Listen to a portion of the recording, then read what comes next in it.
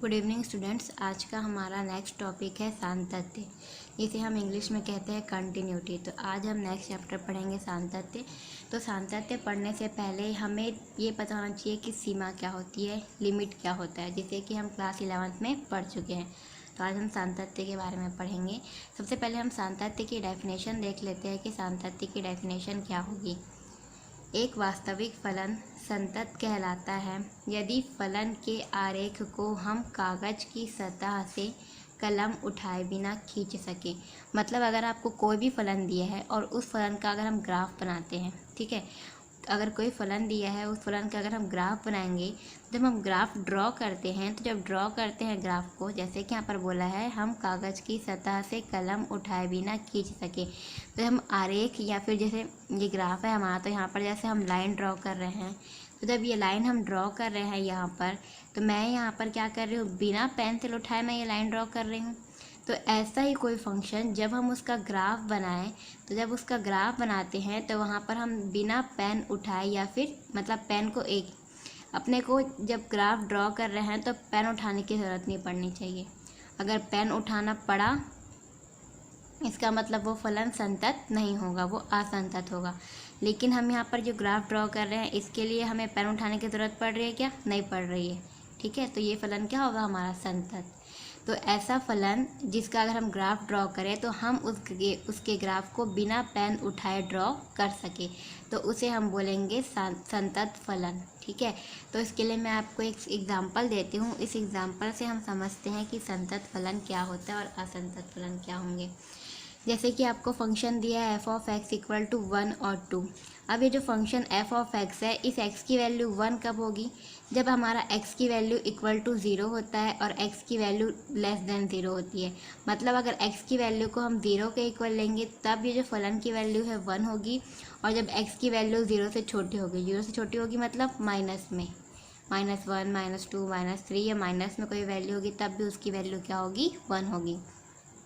Next, अब जब x की वैल्यू ग्रेटर देन 0 है, मतलब जब x की वैल्यू क्या है? पॉजिटिव है, 1 2 3 4, तब आपका जो वैल्यू होगा f(x) की वैल्यू वो क्या होगी? 2 होगी। अब चलिए हम इसे ड्रॉ करके देखते हैं।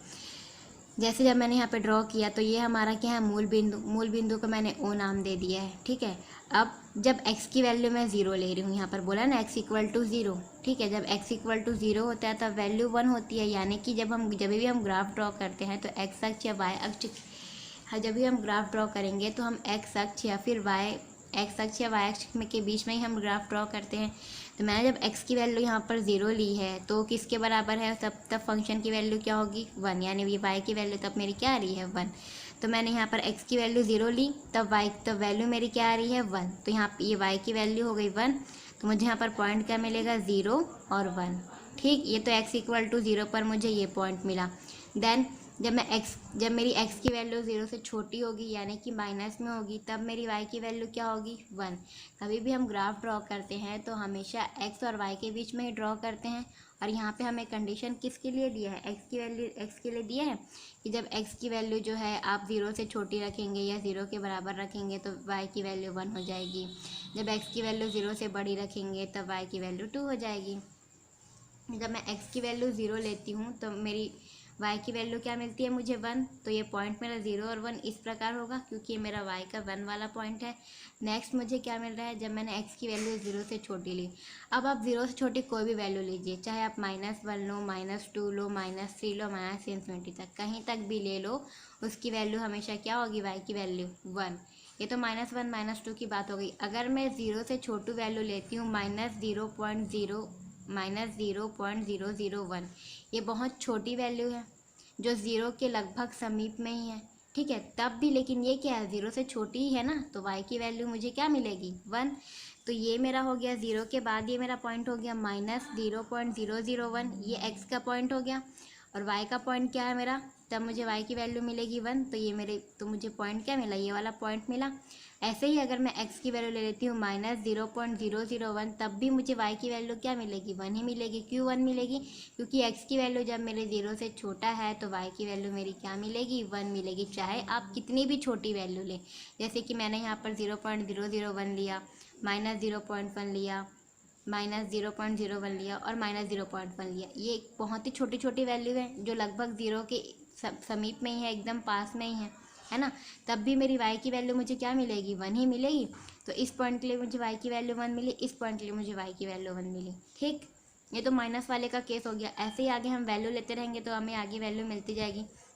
यहाँ पर मैं -1, -2, -3 भी ले सकती थी। -1, -2, -3 लेंगे तब भी y की वैल्यू मुझे 1 ही मिलेगी।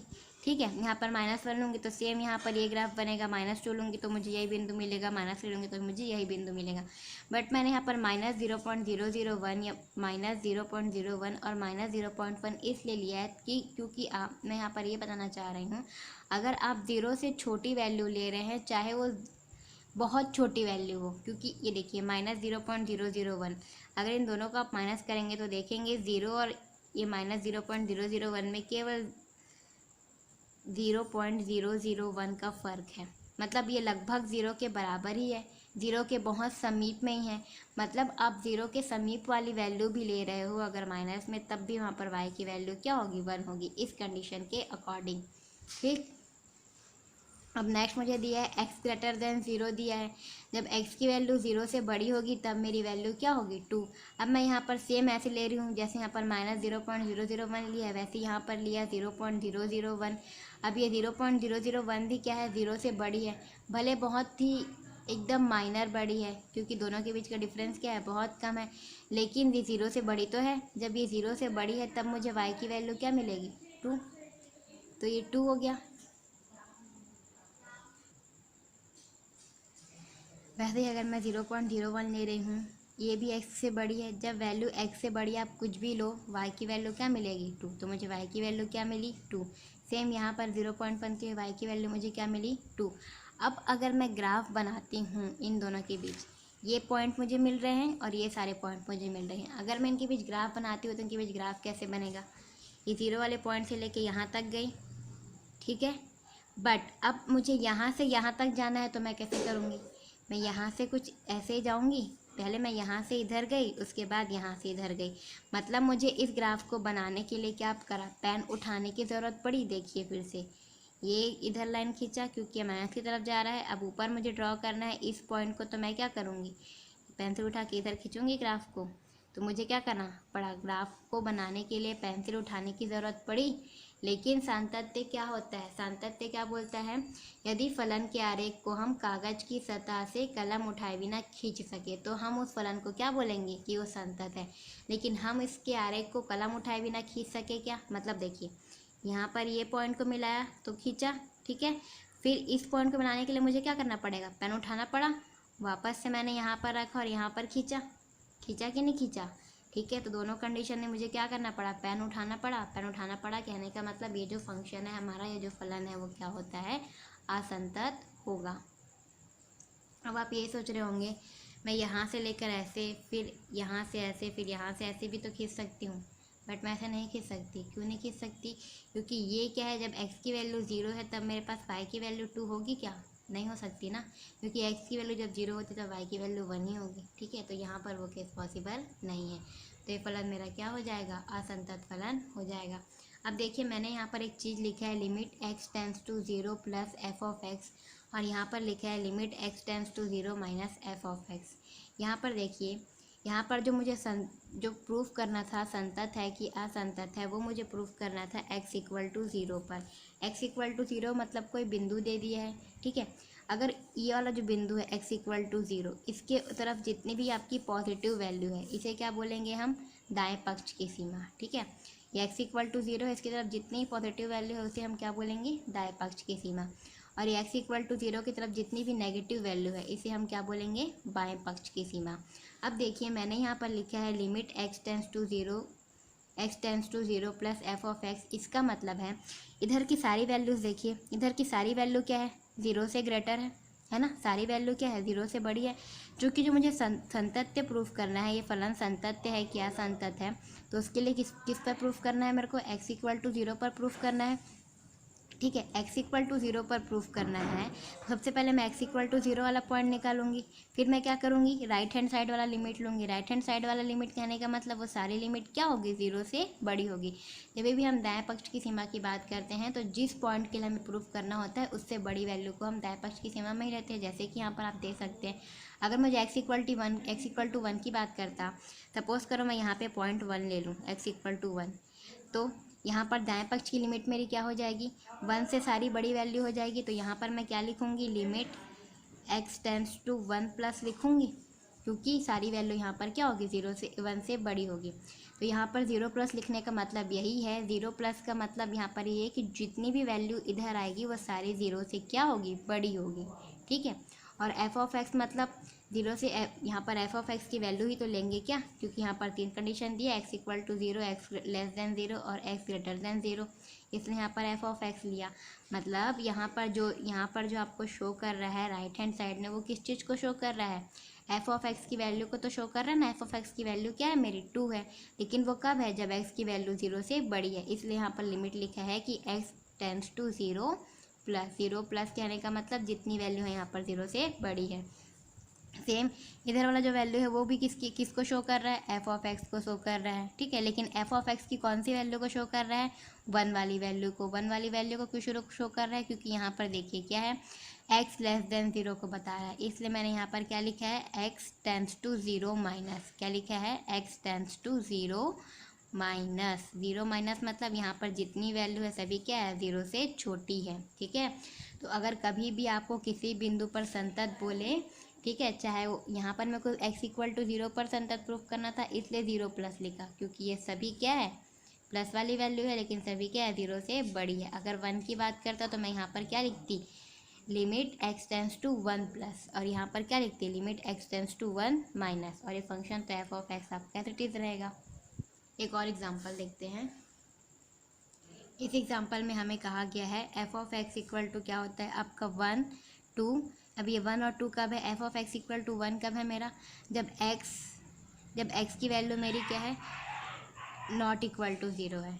और जब f(x) की वैल्यू मेरी 2 कब है, जब x=0 है। मतलब जब मैं x की वैल्यू को 0 पुट करूँगी तब मुझे y की वैल्यू क्या मिलेगी, 2। और x ≠0 मतलब चाहे आप x की वैल्यू 0 नहीं होगी तब y की वैल्यू क्या मिलेगी, 1। मतलब x की वैल्यू चाहे पॉजिटिव लो चाहे नेगेटिव लो, ठीक है, 0 तो नहीं रहेगी, तब मुझे सारे केस में वैल्यू क्या मिलेगी, 1 मिलेगी। ये मुझे फंक्शन में दिया है। अब मैं इसका ग्राफ ड्रॉ करूँगी तो किस प्रकार करूँगी, देखिए ये मेरा मूल बिंदु है जिसको मैंने O से रिप्रेजेंट किया है। यहाँ पर मेरी x की वैल्यू क्या हो गई, 0। तो जब मेरी x की वैल्यू 0 होगी, y की वैल्यू क्या मिलेगी, 2। तो मुझे पॉइंट क्या मिला, ये वाला पॉइंट मिल गया। ठीक है, नेक्स्ट जब x की वैल्यू मेरी क्या है, ≠0 है, तब y की वैल्यू क्या मिलेगी, 1 मिलेगी। y की वैल्यू 1 मिलेगी, मतलब x की वैल्यू चाहे माइनस में लो चाहे आप x की वैल्यू प्लस में लो, y की वैल्यू क्या मिलेगी आपको, 1 मिलेगी। ठीक है, तो मैंने यहाँ पर x की वैल्यू प्लस में ली तो मुझे यहाँ पर क्या मिला, मुझे 1 लिया मैंने x की वैल्यू।